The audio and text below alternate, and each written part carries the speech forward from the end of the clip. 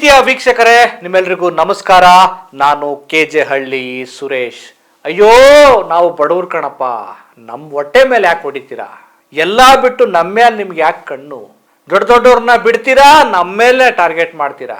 ನಾವು ಎಲ್ಲಿಗೆ ಹೋಗ್ಬೇಕು? ನಾವು ಭಿಕ್ಷೆ ಬೇಡಬೇಕಾ? ಈ ತರಹದ ಮಾತುಗಳನ್ನ ಇವತ್ತು ಬೆಂಗಳೂರಿನ ಬೀದಿ ಬದಿಯ ವ್ಯಾಪಾರಿಗಳು ಅತ್ಯಂತ ನೋವಿನಿಂದ ಅಸಹಾಯಕರಾಗಿ ಮಾಧ್ಯಮಗಳ ಮುಂದೆ, ಅಧಿಕಾರಿಗಳ ಮುಂದೆ ಒಂದ್ ರೀತಿ ತೋಡ್ಕೊಳ್ತಿದ್ದಾರೆ, ಅಂಗಲಾಚಿಸಿದ್ದಾರೆ. ಹೌದು ಸ್ನೇಹಿತರೆ, ಇವತ್ತು ಬೆಂಗಳೂರಿನ ತುಂಬಾ JCBಗಳ ಗರ್ಜನೆ ಶುರುವಾಗಿದೆ.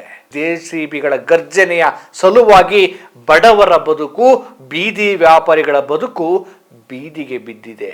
ಫುಟ್ಪಾತ್ ತೆರವು ಅಭಿಯಾನದ ಈ ಕಾರ್ಯಾಚರಣೆ ಬೀದಿ ಬದಿಯ ವ್ಯಾಪಾರಿಗಳಿಗೆ, ಬಡವರ್ಗದವರಿಗೆ ಒಂದು ರೀತಿ ಹೊಟ್ಟೆಗೆ ತಣ್ಣೀರ್ ಬಟ್ಟೆ ಕಟ್ಟುವ ಕೆಲಸ ಆಗಿದೆ. ಸ್ನೇಹಿತರೆ, ಇದ್ರ ಬಗ್ಗೆ ಮಾತಾಡ್ತೀನಿ. ಅದಕ್ಕೂ ಮುಂಚೆ ನೀವಿನ್ನು ನಮ್ಮ ಈ ಚಾನಲ್ಗೆ ಸಬ್ಸ್ಕ್ರೈಬನ್ನು ಮಾಡ್ಕೊಳ್ತಾ ಇದ್ರೆ ದಯಮಾಡಿ ಸಬ್ಸ್ಕ್ರೈಬ್ ಮಾಡಿ, ಲೈಕ್ ಮಾಡಿ, ಶೇರ್ ಮಾಡಿ, ನಿಮ್ಮ ಮಹತ್ತರವಾದಂಥ ಅಭಿಪ್ರಾಯಗಳನ್ನು ಕೂಡ ತಿಳಿಸಿ.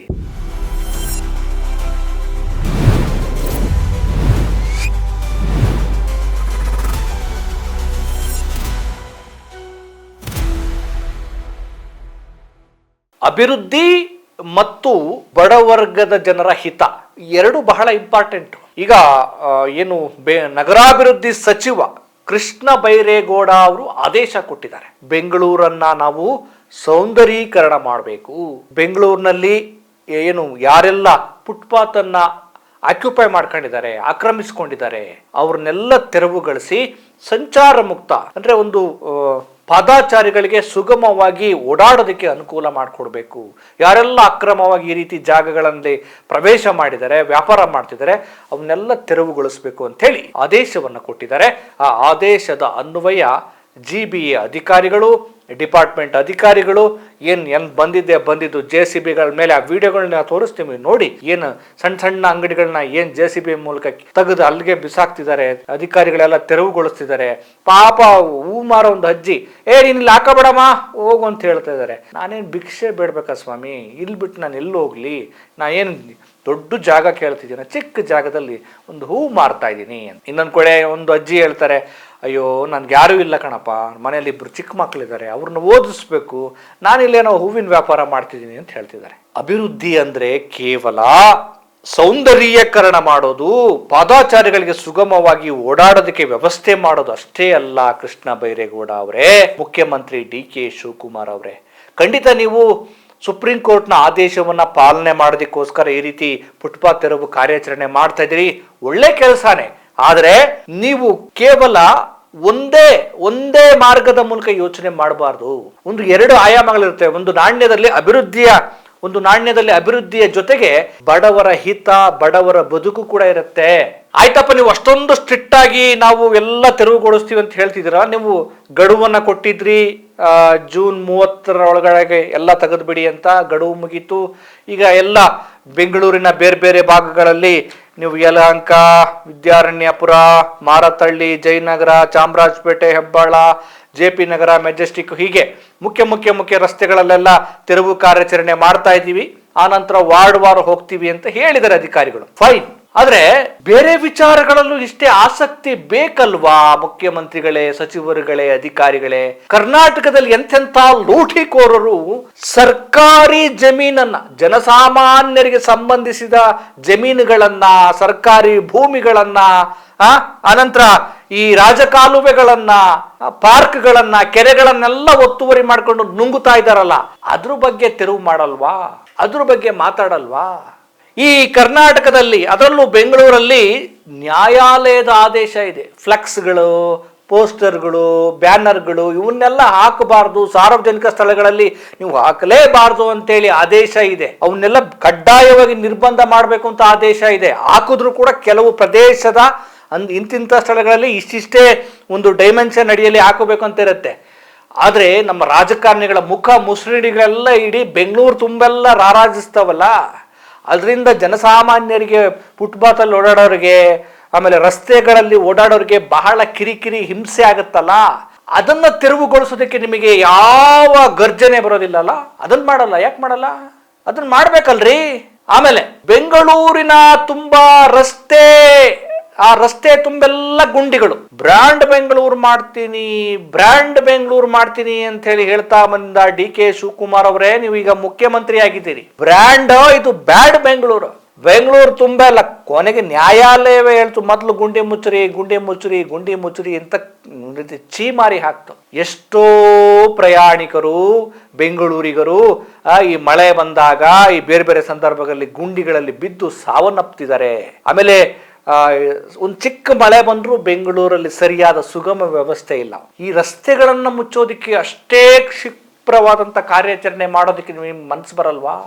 ಗುಂಡಿಗಳನ್ನ ಮುಚ್ಚೋದಿಕ್ಕೆ ನೀವು ಈ ತರದ ಆಕ್ಟಿವ್ ಆಗಿ ಕೆಲಸ ಮಾಡೋದಕ್ಕೆ ನಿಮಗೆ ಅನ್ಸಲ್ವಾ?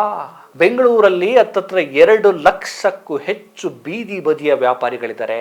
ಅವರು ಲಾಭ ಮಾಡ್ತಿದ್ದಾರೆ ಅನ್ನೋದಕ್ಕಿಂತ ತುತ್ತಿನ ಚೀಲವನ್ನ ತುಂಬಿಸಿಕೊಳ್ಳೋದಿಕ್ಕೋಸ್ಕರ ಹಗಲು ರಾತ್ರಿ ಮಳೆ ಚಳಿ ಬಿರುಗಾಳಿ ವಾಯು ಮಾಲಿನ್ಯ ಶಬ್ದ ಮಾಲಿನ್ಯ ಯಾವ್ದ್ಯಾವ್ದೋ ಮಾಲಿನ್ಯ ಆಗಿದ್ರು ಕೂಡ ಹಠ ತೊಟ್ಟವರಂತೆ ಬದುಕಬೇಕು ಅಂತ ಹೇಳಿ ನಿಂತ್ಕೊಂಡು ಚಿಕ್ಕ ಜಾಗಗಳಲ್ಲಿ ಒದ್ದಾಡ್ಕೊಂಡು ಬಿಸಿಲು ಬಂದ್ರೆ ಮುಖ ಒರೆಸ್ಕೊಂಡು ಮಳೆ ಬಂದ್ರೆ ನೆಂದುಕೊಂಡು ಬೆವರು ಹರಿಸಿ ಜೀವನ ಮಾಡ್ತಿದ್ದಾರೆ ಬೆಂಗಳೂರಿನ ಬೀದಿ ಬದಿಯ ವ್ಯಾಪಾರಿಗಳು.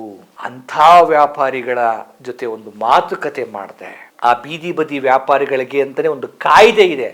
ಇದೇ ಕಾಂಗ್ರೆಸ್ ಸರ್ಕಾರ ತಂದ ಕಾಯ್ದೆ. ನಿಮ್ಮ ರಾಹುಲ್ ಗಾಂಧಿ ಅವರು ಹೋದ ಕಡೆಯಲ್ಲೆಲ್ಲ ಏನು ಚಪ್ಪಲಿ ಒಲೆಯವ್ರ ಹತ್ರ ಮಾತಾಡೋದು, ಕ್ಷೌರಿಕರ ಅಂಗಡಿಗಳಿಗೆ ಹೋಗಿ ಮಾತಾಡೋದು, ತರಕಾರಿ ಅಂಗಡಿಗಳ ಜೊತೆ ಹೋಗಿ ಮಾತಾಡೋದು, ಇಷ್ಟೆಲ್ಲ ಮಾಡ್ತಿರಲ್ಲ, ಯಾಕೆ ಈಗ ಇದೇ ಕಾಂಗ್ರೆಸ್ ಸರ್ಕಾರಕ್ಕೆ ಇದೇ ರಾಹುಲ್ ಗಾಂಧಿ ಮಾಡುವಂತ ಈ ಒಂದು ಜನಸಾಮಾನ್ಯರ ಜೊತೆಗಿನ ಸಂವಾದ ನಿಮಗೆ ಯಾಕ್ರಿ ಆಗ್ಲಿಲ್ಲ?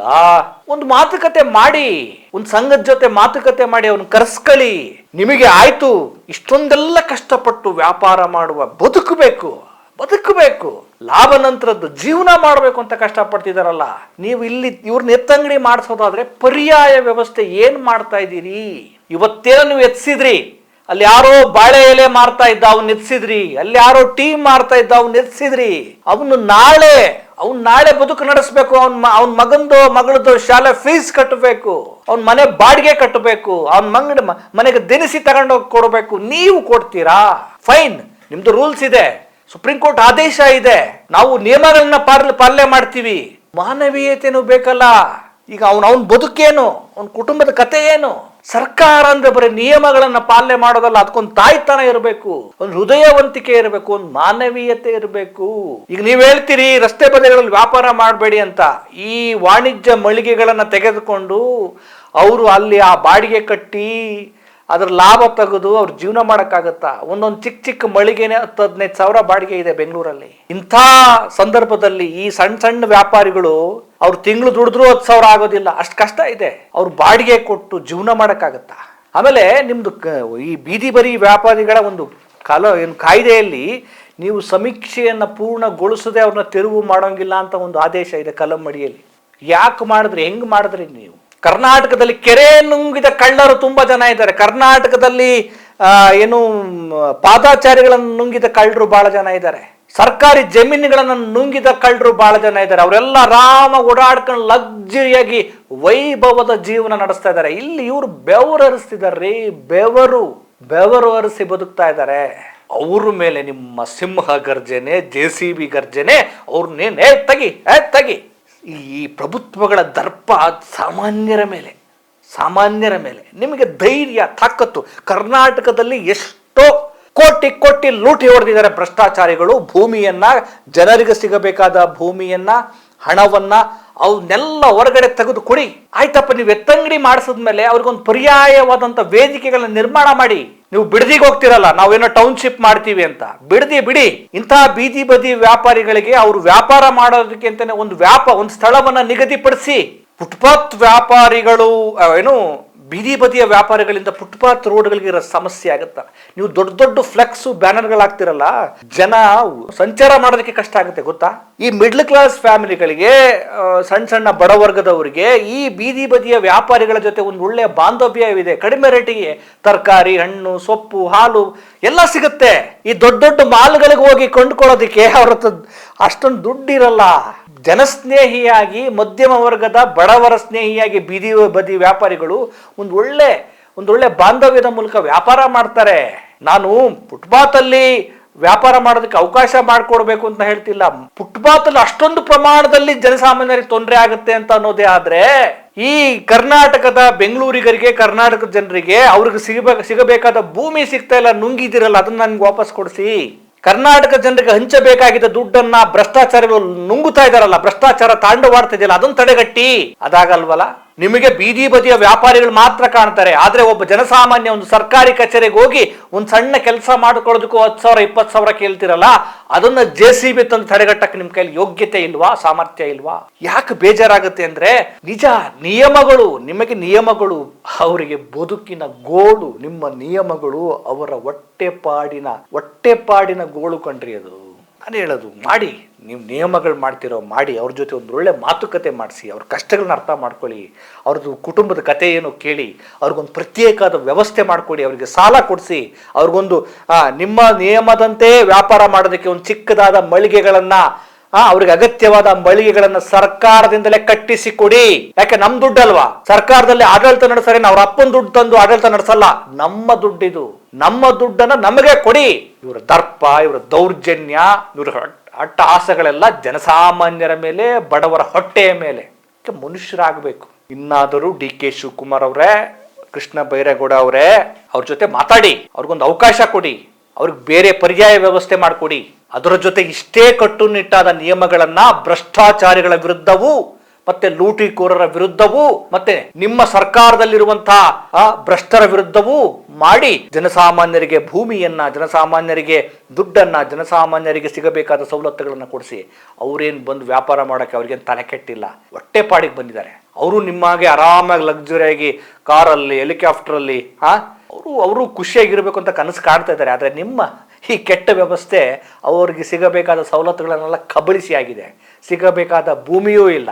ಅದಕ್ಕೆ ಅವ್ರು ಫುಟ್ಪಾತಿಗೆ ಬಂದಿದ್ದಾರೆ. ಸ್ವಲ್ಪ ಮಾನವೀಯತೆ, ತಾಯ್ತನವನ್ನು ಇಟ್ಕೊಂಡು ಕೆಲಸ ಮಾಡಿ. ಏನಂತೀರಿ? ನಮಸ್ಕಾರ.